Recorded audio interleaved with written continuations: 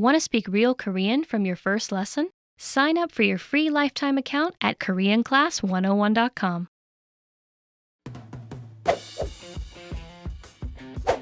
덕수궁 돌담길, Stonewall Walkway.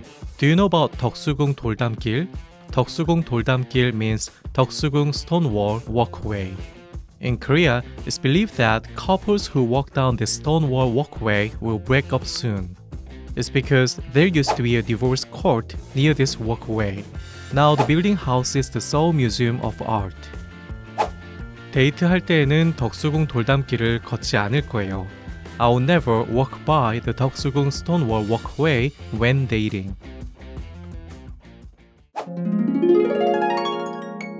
비 오는 날 결혼식, wedding on a rainy day. Do you know about 비 오는 날 결혼식? 비 오는 날 결혼식 means wedding on a rainy day. In Korea, it's believed that if your wedding is on a rainy day, you live happily.